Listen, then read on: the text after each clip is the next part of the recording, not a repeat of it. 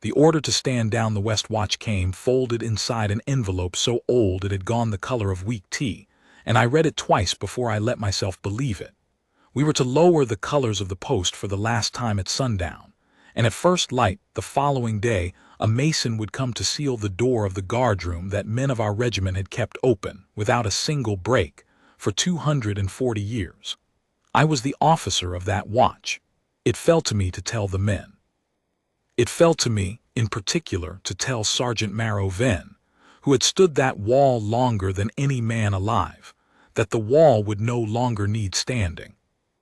I found him already at his post. Of course I did. In 11 years I had never once arrived to find that post empty before him. He was at the corner of the old curtain wall where it meets the river bastion, in the gray light before the gate staff woke, his bearskin square, his white gloves folded over the muzzle of his rifle, his eyes forward on a stretch of cobbled yard that held nothing but pigeons and a frost that had not yet decided to melt. I have learned over the years to read a great deal in the set of a still man's shoulders. Marrow Venn's shoulders told me he already knew. Word travels in a barracks the way damp travels in stone. You cannot see it move, and then one morning the whole wall is wet. "Sergeant," I said. "Captain," he did not turn his head. He never did on the post. That was not coldness. That was the discipline of 41 years. "You've heard." "I've heard, sir." I had rehearsed something on the walk over. A few measured sentences about the budget, the consolidation of the household guard into the new court across the river, the fact that the old palace was to become a museum, and that museums do not require men to freeze at their corners through the small hours. None of it survived contact with the back of his neck, so I said the only true thing I had. "They're sealing the door at dawn.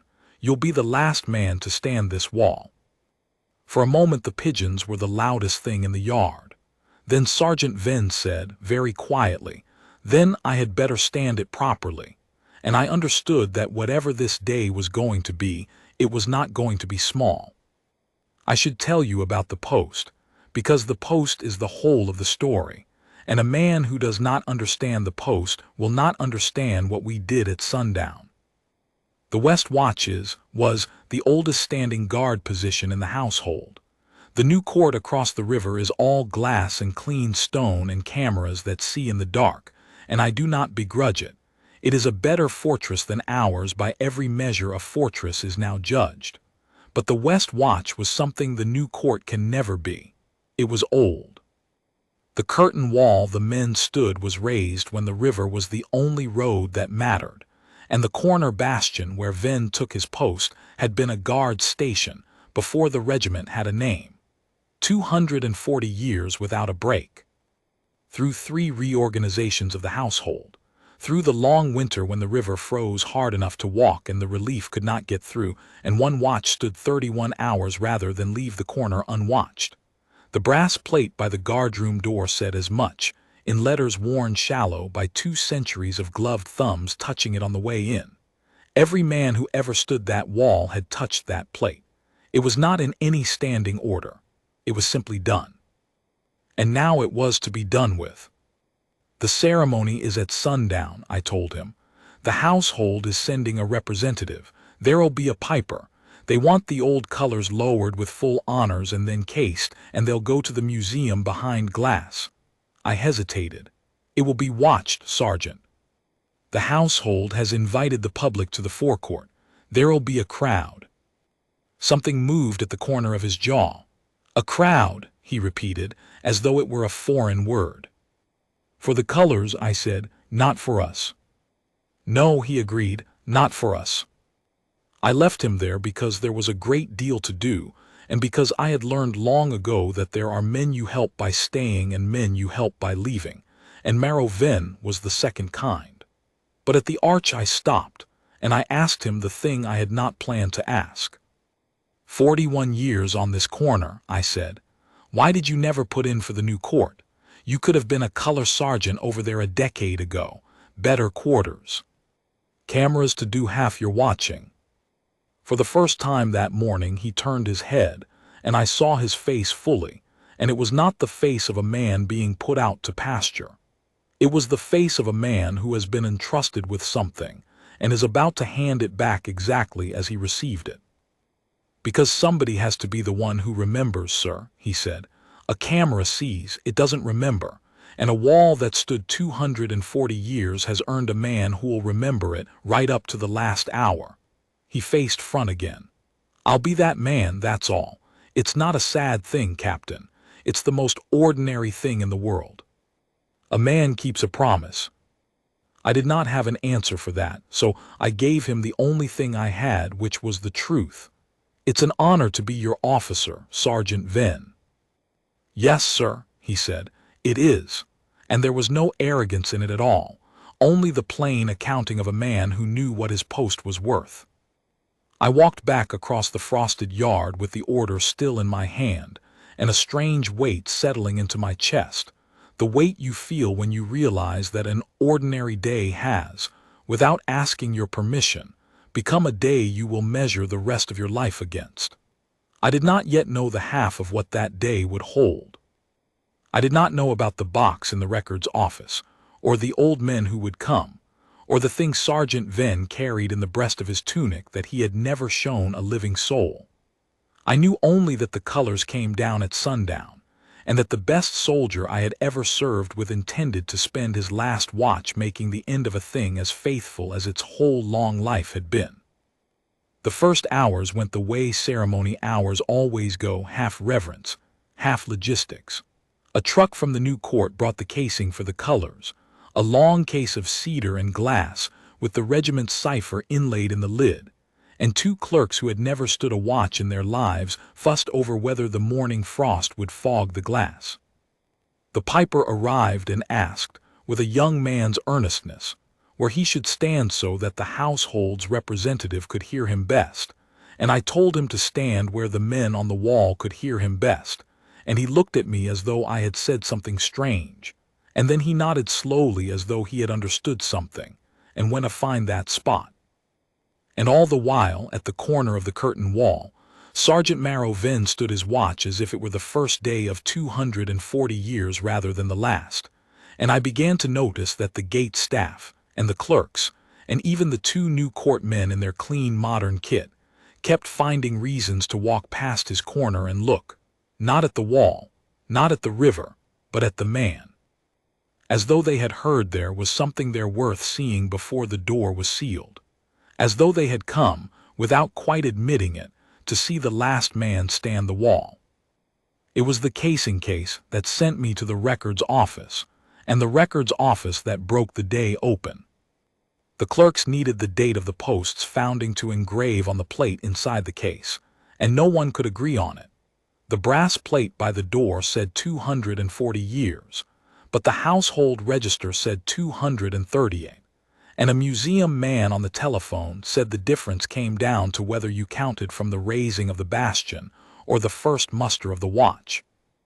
Which to a museum man is a fascinating question, and to a soldier is the difference between a thing being true and being merely accurate. I went down to the records office myself to settle it, because I did not trust the question to anyone who thought it was interesting. The records office of the West Watch is a low stone room under the guardroom, and it smells of cold paper and older stone, and it had not been properly opened in years. The duty clerk, a careful young woman named Pell, had the founding ledger out on the table when I came down, but it was not the ledger that stopped me. It was the boxes, row upon row of them on the shelves, each tied with faded tape, each labeled in a different hand across 2 centuries, watch log and a span of years. The whole memory of the post, written down by the men who kept it, night after night, in the small hours when nothing happens and a man must do something with his discipline. Captain Pell said, "You should see this." She had one of the boxes open. "It's the standing custom of the post. Every man who ever held the corner, the senior watchman, kept the log, and on his last night he signed off and named his relief. 240 years of it. The handover every time in the man's own hand." I came and looked over her shoulder, and there it was, a chain of names running back into the dark, each entry the same plain shape. A date, a line of weather, a line of incident, often only the words nothing to report, which in this trade is the highest praise a knight can earn, and then at the bottom of a man's last entry the handover. The watch as well. I leave the corner to, and a name. And then that name picking up the pen on the next page and carrying the chain forward. I turned the pages back. The hands changed. The ink changed. The spelling of the river's name changed 3 times.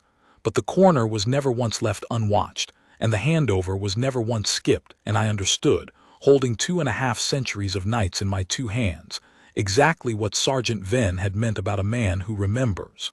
The camera at the new court would log motion and heat, and the precise second of every event. It would not write the watch as well. It would not leave the corner to a named man it trusted. It would not remember. "Find me the most recent box," I said.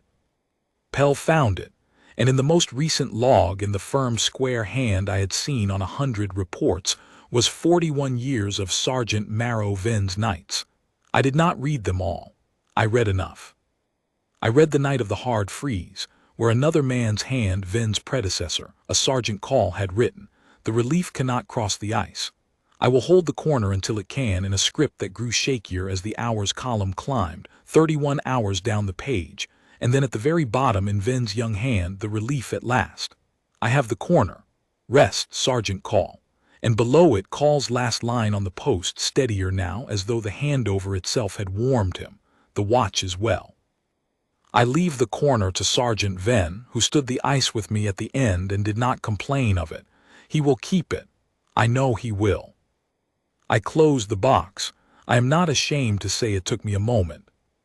"Captain," Pell said carefully, "tonight when the colors come down and the post stands down, there's no relief. The chain just ends, doesn't it? Sergeant Venn signs off and there's no name to leave the corner to." She had put her finger on the exact thing that had been sitting wrong in my chest since dawn.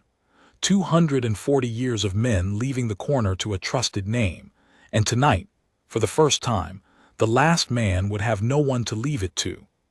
The household had ordered the colors cased with full honors. The household had sent a piper and a representative and a cedar box with the cipher in the lid. But no one in the household had thought about the log, because no one in the household knew the log existed. The ceremony they had planned was for the colors. The thing that actually mattered, the unbroken chain of men who had kept the promise, was about to end in a sealed room with no one to mark it. I took the box up into the daylight and I went to find Sergeant Venn, and on the way I passed the forecourt, and the forecourt had begun to fill. Not with tourists, that came later, with old men. They arrived in 1s and 2s through the morning the way old soldiers do, early, quiet in their good coats, with their backs a little straighter than their years should allow. Some I knew, most I did not. But I knew what they were the moment I saw the first of them touch the brass plate by the guardroom door, the worn plate, the one every man who ever stood the wall had touched on his way in, and stand there a moment with his gloved hand flat against it before he stepped back. They were the old watch. The men who had stood the corner before Venn's time and after Call's, the men who had held it in years when the river still mattered, and in years when it had begun not to, the living end of that chain of names in the box under my arm. Word had traveled the way it travels. The wall was being stood down, and the men who had stood it had come, without being summoned, to see it stood down properly. One of them, a very old man, upright on a cane, his coat hung with the ribbons of a campaign that had been over before I was born, caught my eye and crossed to me, and read my rank in a glance, and said, "You're the officer of the watch, son." Not a question. "I am, sir." "Call," he said, and put out a hand that had once held this corner through 31 hours of ice. "Sergeant, retired. I stood that wall the winter it froze, heard their closing it." His eyes went past me to the curtain wall, to the corner, to the square, unmoving shape of Marrow Venn against the pale sky. "I trained that boy," he said, and his voice did not shake at all, which is how I knew how much it cost him. "Left him the corner 41 years ago. Best soldier I ever made. Knew he'd keep it." He looked back at me. "And now there's no one for him to leave it to." "No, sir," I said, "there isn't." The old sergeant was quiet a moment. Then he looked at the box under my arm, and he knew it for what it was, of course he did. He had written in it, and something settled in his old face, some decision, and he said a thing that changed the shape of the whole day. "There will be," Sergeant Call said. "Before that door's sealed, there will be. You leave that to me, Captain. A wall like that doesn't end with no one to take the corner. It can't. We won't let it." And he turned and went back to the other old men by the plate, and I watched them put their heads together, and I had the distinct sense that the ceremony the household had planned was about to be quietly, respectfully, and completely overtaken by the men who actually understood what was being lost. By midday the forecourt held two crowds, and they did not know quite what to make of each other. There were the tourists. The household had opened the gates, and they came with their phones and their good intentions, drawn by the word that something old was ending and that there would be a piper. They were not unwelcome. A thing that is loved deserves to be witnessed, and these were the people the museum would one day serve, and I did not resent a single one of them. But they stood the way crowds stand, loosely, talking, and they did not know to lower their voices near the brass plate. And they did not know why the old men in their good coats kept gathering at the corner of the curtain wall and looking up at one unmoving guardsman as if he were the only thing in the yard. And then, a little after noon, the household's representative arrived, and I learned what the household thought the day was for. He was a courteous, capable man. I will not pretend otherwise, because the easy version of this story makes him a villain, and he was not a villain. He was a deputy controller of the household named Aldous Frey, and he had a clipboard and a schedule and a genuine wish to do the thing well. He found me by the casing case and shook my hand, and said the household was very grateful for the regiment's long service, and that the colors would have pride of place in the museum, and that he hoped the lowering could be kept to a tight 10 minutes, because the light would go quickly, and there was a reception at the new court afterward. 10 minutes, I said. The piper, the lowering, the casing, a few words from myself, he said, ticking them on the clipboard. Clean and dignified. The public does love a piper. He glanced at the curtain wall. And the sentry can stand down once the colors are cased. No need to keep a man up there in the cold once the flag's down is there. We'll bring him down for the photographs. He meant it kindly. That is the thing I most want you to understand. He looked at the corner and he saw a cold post and a tired old man and a flag, and he thought the merciful thing was to lower the flag, case it, photograph it, and bring the man in out of the wind. By every measure the new court is judged. He was right.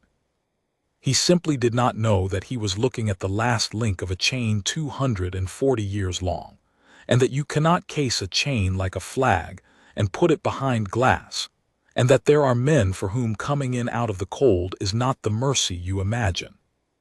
So I said, "Mr. Frey, walk with me," and I took him down to the records office, and I put the most recent watch log in his hands, and I showed him the handover, the watch as well. I leave the corner too, and the chain of names running back into the dark, and calls 31 hours of ice, and Ven's young hand at the bottom. I have the corner. Rest, Sergeant Call. He read for a long time. He was, as I said, a capable man, and a capable man knows the difference between a schedule and a thing that matters when one is finally set in front of him. "I didn't know," he said at last. "There's nothing in the household record about a log." "There wouldn't be," I said. "It was never an order, it was just done. 240 years of men doing it because the men before them did it. That's the post, Mr. Frey. The flag is the part you can put behind glass. This," I touched the box, "is the part that's actually ending tonight, and there's no relief. For the first time in 2.5 centuries, the last man stands the corner with no one to leave it to." Frey was quiet. Out in the forecourt I could hear the loose murmur of the tourists, and under it the lower, steadier sound of the old men. "What do you want me to do, Captain?" he said. "I have a schedule. I have a representative's address. I have a reception at the new court at 7. I don't want you to do anything, I said. I want you to let it be done. Give me the day, not the 10 minutes. Let the colors come down at sundown the way they should, slow, with the men who stood this wall standing it one last time. And let Sergeant Venn finish his watch. All of it. Right to the sealing of the door at dawn if he chooses. The household sent you to honor the post. Honoring the post means letting the post end the way it lived, kept, not closed. I do not know what I expected. I half expected the clipboard to win. Instead, Aldous Frey looked down at the box of names a moment longer, and then he did a thing I have always respected him for. He took the schedule off his clipboard and folded it once and put it in his pocket. Then I'll cut my address to one sentence, he said, and I'll tell the new court the reception starts when it starts. The household will keep the day, Captain, not the 10 minutes. He almost smiled. I came to lower a flag. I'd rather not be the man who came to break a chain. I went back up into the light, a great deal lighter than I had come down, and I crossed the forecourt to the corner of the curtain wall to tell Sergeant Venn that he would have his day. And it was then, standing close to him in the thin afternoon sun while the crowd murmured behind us, that I saw the thing I had not seen in 11 years of serving with the man. He had taken off one glove. Only for a moment, only to adjust the set of his collar against the cold, but in that moment his hand went, without his thinking about it, to the breast of his tunic, the way a man touches a thing he carries to be sure it is still there, and I saw the faint square outline of something flat kept against his heart, under the red wool, where no kit and no regulation put anything. A photograph, I thought, or a letter, something a man carries for 41 years and never speaks of. He saw me see it. For a moment neither of us said anything. Then he drew the glove back on and faced front, and I thought that was the end of it, that whatever he carried would be sealed in that room at dawn along with everything else. But the old man surprised me. Without turning his head, in the low, even voice of a sentry who has learned to speak without seeming to, Sergeant Venn said, "Sergeant Call gave it to me. The night he left me the corner, the night of the ice." A pause. He said, "Every man who's ever held this wall has carried it on his last night and passed it to his relief, and that I'd know when it was my turn to pass it on." His jaw tightened, almost too small to see. 41 years I've kept it against my heart, Captain, ready for the night I'd hand it on, and now there's no one to hand it to, so I suppose it gets sealed in the wall with the rest of us. For the first time all day, something like grief moved under the discipline. That's the only part I can't make peace with, sir, not the closing.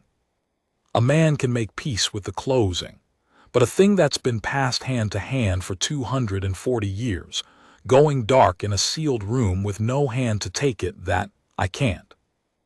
I looked across the forecourt at Sergeant Call, very old and very straight on his cane, his head bent close with the other old men of the watch, plainly planning something.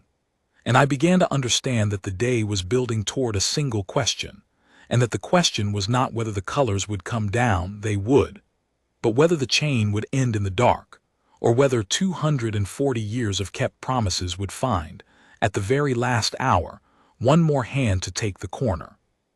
Sergeant Call found me as the sun began its long fall toward the river, and he had the answer with him, and the answer was a boy. Not a boy properly. A recruit, one of ours, the youngest man on the rolls of the West Watch, a private of 19 named Tavin Ash, who had been posted to us 4 months earlier and would, when the door was sealed, be transferred to the new court with the rest of the detachment. He stood beside the old sergeant in his greatcoat with the slightly hunted look of a young soldier who has been singled out by men far above his station and does not yet know why. "This is the relief," Call said simply. I looked at the boy looked at his boots. "Sergeant Call," I said, drawing the old man a few steps off, "he's been here 4 months. He's never stood the corner. Tonight isn't a posting, it's the end of a posting. You put a 4-month private into a chain of names that runs back 2.5 centuries. Venn's relief." "I put a man into it," Call said, unbothered, "which is the only thing the chain ever wanted. Listen to me, Captain. You read the log. You think that chain was a chain of great soldiers. It wasn't. It was a chain of men who were handed the corner and chose to keep it. Some were green as that boy. Call handed it to Vin when Vin was 22 and frightened half to death of the ice. The chain doesn't ask for greatness. It asks for a hand willing to take it and a promise willing to be kept. He nodded back at the boy. I've talked to him, he's willing. He doesn't fully understand yet. They never do the first night, but he's willing and he's true, and Vin will know inside 10 minutes whether the boy can hold it. Vin always knows. That's why it has to be Vin's choice and not yours and not mine. The old man's eyes were very clear. We're not asking you to keep the post open, Captain. The post closes. We're asking you to let the chain be handed on properly before the room goes dark, so that it ends with a handover and not with an empty page. So that the last word in that log isn't there was no one. There was someone. There is always someone if the men will stand up. Tonight the men have stood up. The only question is whether Vin will take the boy's hand. I have given a great many orders in my service, and I have learned that the best of them are the ones you do not give. I did not order Vin to take the boy. I did not order the boy to the corner. I did the one useful thing an officer can do at such a moment, which is to make the space for the right thing to happen and then get out of its way.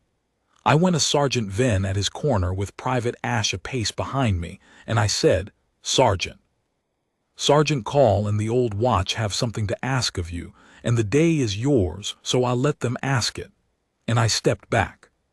Call came forward, cane on the cobbles, and the two old men of the corner faced each other in the failing light. The one who had stood the ice, and the one he had left the wall to 41 years before, and the years fell away from both of them. Marrow, Call said, not Sergeant, just the name, the way only the man who trained you can use it. I left you this corner once. You kept it better than I ever did. 240 years it's been handed man to man, and you've carried the last 41 of them and the thing against your heart with it, and tonight they'd have you end it with an empty page. He set a hand on the boy's shoulder. I won't have it. The corner doesn't end with no one, so I've brought you a relief. He's green. He's 4 months on the rolls. He doesn't understand it yet. Neither did you the night of the ice. His old voice did not waver, but the chain never asked for a man who understood. It asked for a man who'd take the corner and keep the promise. The question's yours, Marrow, the way it was always yours to ask and never mine. Will you leave the corner to him, or will you let it go dark? And I watched the best soldier I have ever served with do the hardest thing I ever saw him do, which was to turn his head on the post before the colors were down and look, really look, at a frightened boy of 19 and weigh him. The forecourt had gone quiet by then.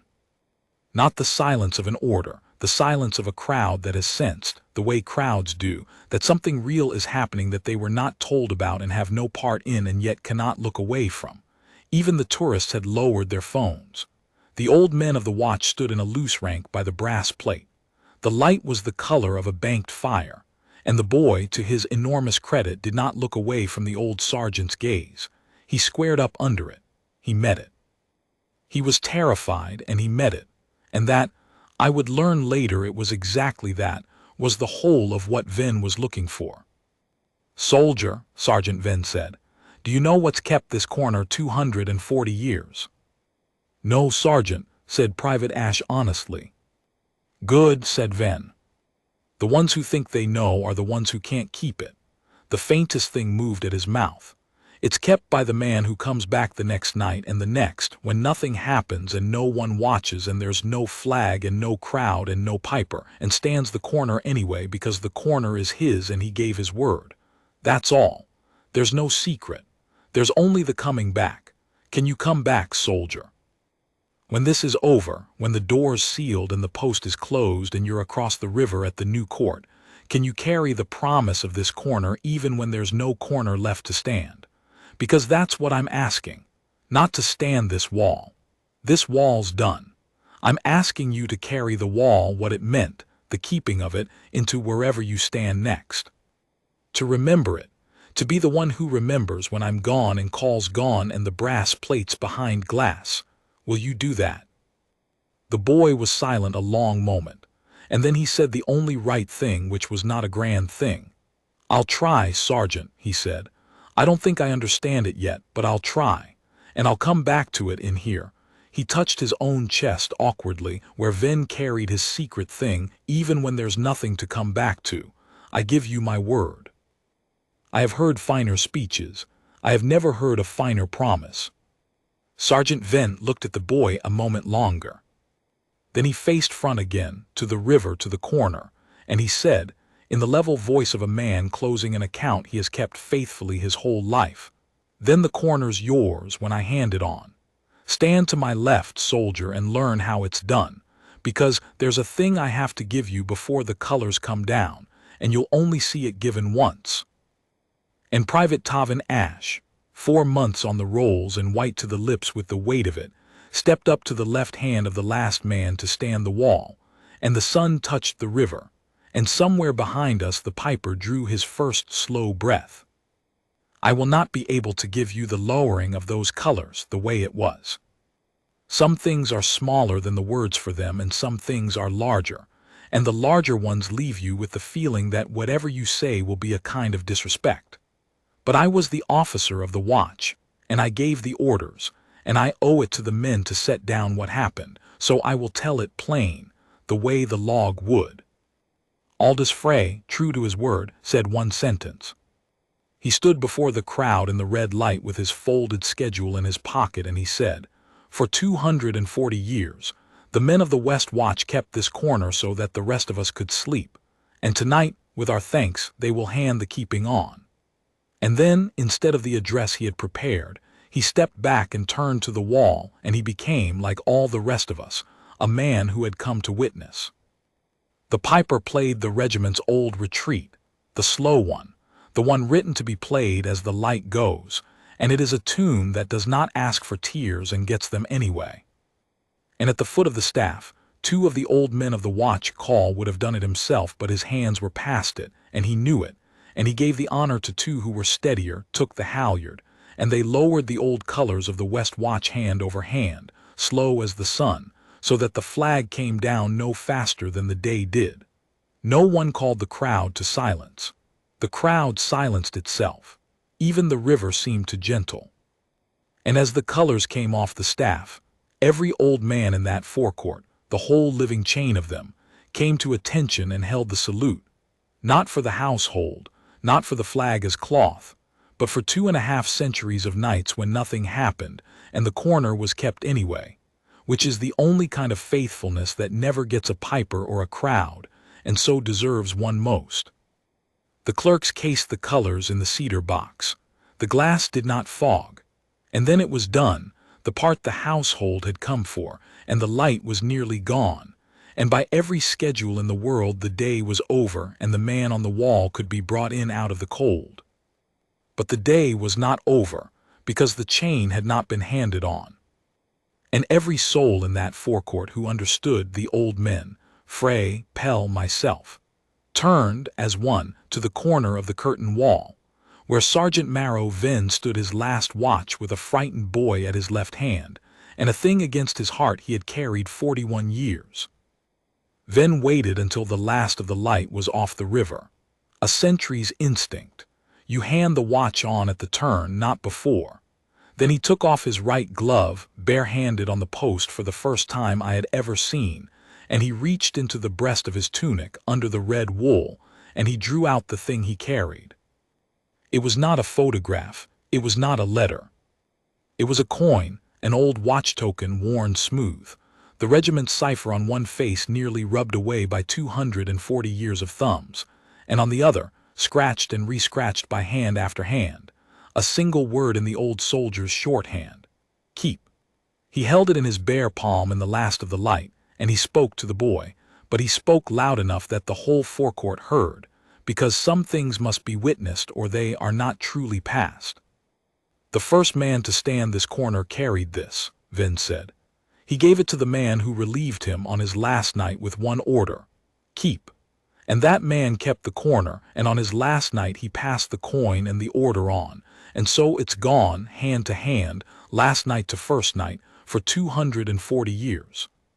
Call put it in my hand the night of the ice, I've carried it 41 years against my heart, waiting for the night I'd pass it on. His voice was perfectly steady. That was the most moving thing about it. They told me tonight there was no one to pass it to, that it would be sealed in the wall with the rest of us and the order would go dark. He turned and he looked at Private Tavan Ash, 19 years old and shaking, and he held out the coin. They were wrong. There's always someone if the men will stand up. The post closes tonight, soldier. The wall's done. But the keeping doesn't close because the keeping was never in the wall. It was in us. In the coming back. So I'm not giving you a wall to stand. I'm giving you the order the first man gave and every man's given since. He pressed the worn coin into the boy's bare hand and closed the boy's fingers over it with his own. Keep. Carry it across the river. Carry it the rest of your life. And on your last night, whenever and wherever that is, find a true one and pass it on. That's all the chain ever was. That's all it ever needs to be. And then Sergeant Marrow Vin did the thing that the log had recorded 240 times and would record once more. He drew himself up, bare hand at his side, and in the level voice of a man who has kept his whole life's promise to the final hour, he said the handover. The watch is well. I leave the corner to Private Tavan Ash, who took the coin with his eyes open and gave his word with them open, and who will keep it. I know he will. A breath. The West Watch stands relieved. I do not think there was a dry eye in that forecourt, and I include my own, and I include, I am fairly sure, the deputy controller of the household, who had come to lower a flag in 10 minutes and stayed to watch a promise change hands in the dark. The old men held their salute. The boy stood at attention with the coin in his fist and tears running down his young face and did not move to wipe them, because he had already, in that moment, become the kind of man who keeps the corner. And Sergeant Vin drew his glove back on and faced front one final time to the river, to the dark, to the corner he had kept for 41 years, and stood it, in perfect silence for 1 minute more, alone with it, the way it had always been stood when no one watched. Then he stepped back from the wall, and it was the boy who stood the corner, and the chain had not broken. We did not seal the door at dawn after all. Frey arranged it. The mason came, but the brass plate by the guardroom door, the worn one, the one every man who ever stood the wall had touched on his way in, was taken down clean and carried across the river, and it hangs now by the door of the new court guardroom, where the young men of the household touch it on their way to a watch they keep with cameras that see in the dark but do not remember. Private Ash sees to that. He told me once that he touches it every time, and that some of the others have started to ask him why, and that he tells them, and that a few of them have started to touch it too. That is how a thing 240 years old does not die. Not in the wall, in the hand that takes it, and the hand that asks why and the answer. Sergeant Marrow then put down his rifle the night the West Watch stood relieved, and he never stood a post again, and he did not need to because he had already done the only thing the corner ever asked of any man, which was to keep it faithfully and hand it on whole. I visited him not long ago. He is very old now, and his hands shake the way Call's did. He asked me, as he always asks, whether the boy still touches the plate. I told him the boy is a sergeant now, and that he does, and that he has begun to look at one of the new privates the way Vin once looked at him. The old man nodded and closed his eyes and was quiet a while, and then he said the truest thing I have ever heard about duty, which is also the most ordinary, which is why it is true. Good, said the last man to stand that wall. Then I kept it. That's all a man's asked, to be handed something worth keeping and to be the one who didn't let it go dark.